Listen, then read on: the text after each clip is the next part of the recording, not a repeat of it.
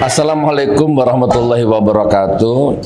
Muktamar P3 baru saja digelar, baru saja dibuka, sudah terjadi baku hantam, ricuh, ya, bentrok, kisruh.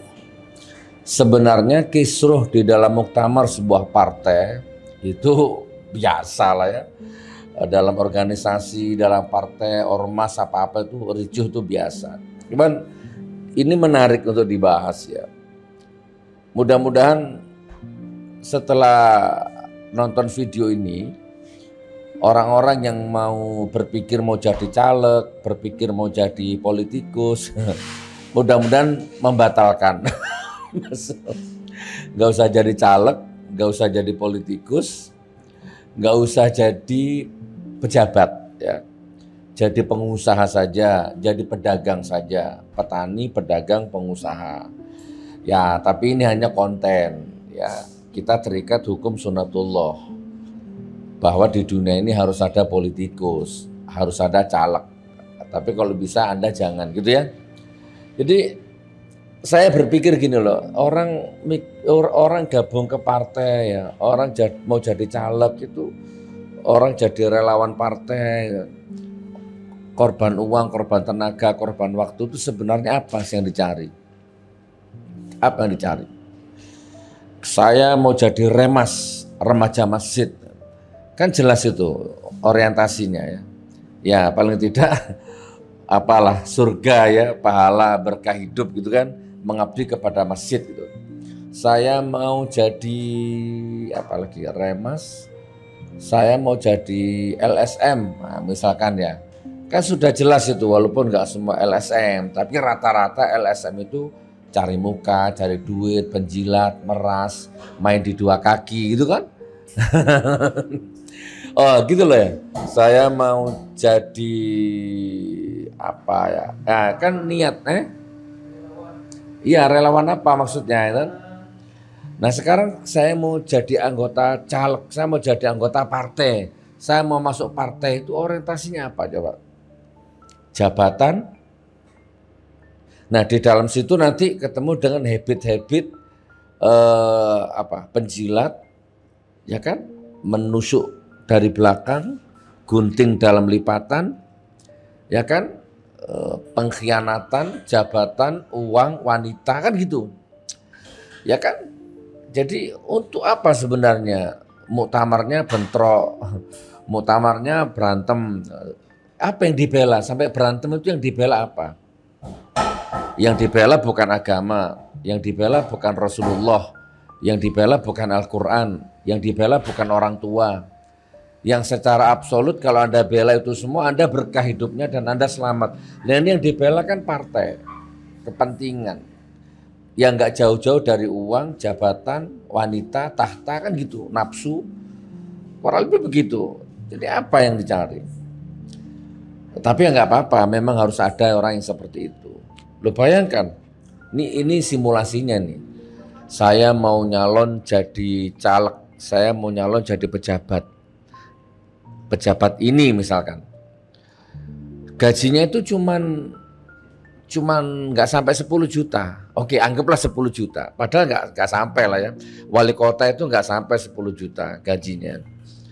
Bahkan gubernur nggak sampai 10 juta itu. Kalau nggak 5 juta sekian, 8 juta sekian. Ya memang ada tunjangan-tunjangan gitu ya. Tapi oke lah, kita include saja wali kota, gubernur atau pejabat ya. Anggaplah gajinya itu 500 juta selama 5 tahun ya. Aku mau jadi pejabat itu gajinya 500 juta selama 5 tahun. Satu periode. Itu sudah halal itu, enggak neko-neko lah 500 juta. Tapi pertanyaannya untuk proses menjadi pejabat itu aku mengeluarkan modal 50 miliar. 30 miliar, 20 miliar, 50 miliar. Padahal penghasilannya cuma 500 juta gajinya. Gimana kira-kira? Kan dari sini aja sudah salah. Utang bank, utang rentenir, utang janda kaya. utang oligarki, utang 9 naga, utang 9 cacing, ya, teken kontrak-kontrak gelap. Makanya begitu jadi pejabat disumpah Quran, dibohongi Qurannya, didustai sumpahnya. Karena proses jadinya itu salah, melanggar hukum syariat, hukum agama. Gitu loh, itu kan begitu. Jadi apa? Masuk partai terus berantem, rela berantem, itu apa yang dicari? Jabatan, tahta, dan wanita. Bullshit.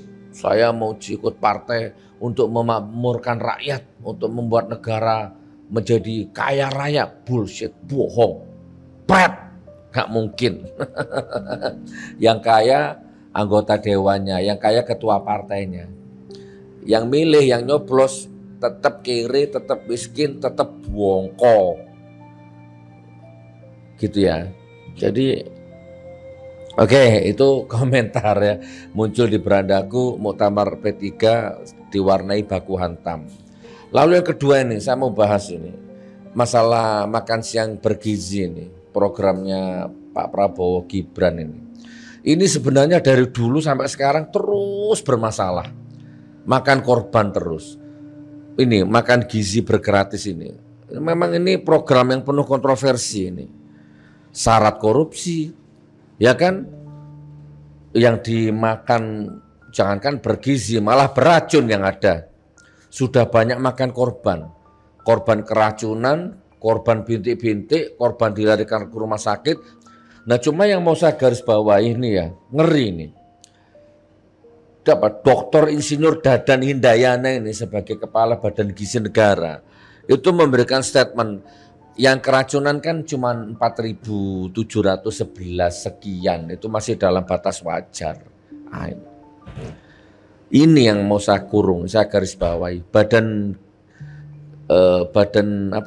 Gizi Negara itu mengatakan, Badan Gizi Nasional itu mengatakan korban makan bergizi gratis ini baik yang keracunan apalagi sampai meninggal itu katanya masih batas ambang kewajaran. Kalau pakai bahasa saya ini ya, bahasa dialektika yang sederhana. Alah masing mati mek wong 10 kok wajar lah. Dari target yang 1 miliar piring, 1.000 piring, 1 juta piring, 1 miliar piring. Yang mati cuma 5 orang, yang mati cuma 10 orang, yang mati cuma 4.000 orang, wajar. Ini otaknya ini ya, kembali lagi nih, kalau saya udah ngomong pejabat ini murup otak saya nih.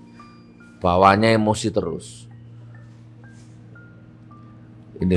Inilah kalau jabatan didapat dari cara yang melanggar syariat ya begini ini. Enggak ada pejabat Indonesia tuh mulutnya bener, otaknya bener tuh enggak ada.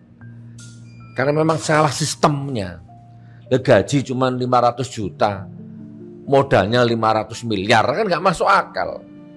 Gaji 500 juta, modal 20 miliar. Ini otaknya.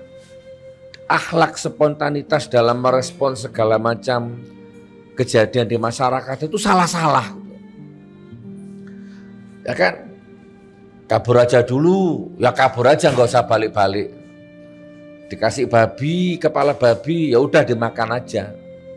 Indonesia gelap, gelap dasmu. Ini banyak makan korban ini, makan gizi bergratis, alah cuman 4.000, wajar. Saya nggak doakan jelek, cuman kan saya punya pengalaman batin. Rata-rata ya pejabat yang suka flexing, suka pamer hidup hedonisme, pamer mobil mewah, tas mahal ya. Seperti Nepal itu. Akhirnya dibangkrutkan sama rakyat. Enak aja bilang wajar-wajar, dasmu. Wes ini aja yang saya respon ya.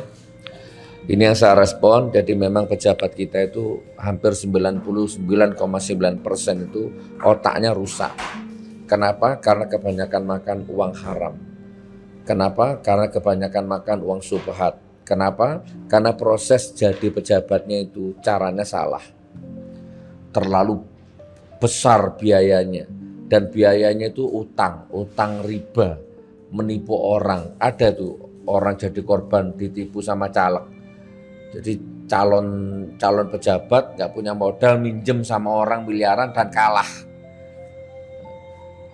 Ada caleg utang duit menang aja nggak mau bayar utangnya apalagi kalah. Nah itulah rata-rata caranya salah. Mahar kepada partainya terlalu mahal, serangan fajarnya terlalu mahal. Ya kan, beli suara rakyat, nyogok suara rakyat, suap suara rakyat dengan kaos, dengan beras, dengan amplop. Salah semua pokoknya. Makanya begitu jadi pejabat nggak tambah berkah hidupnya, tambah rusak hidupnya. Assalamualaikum warahmatullahi wabarakatuh.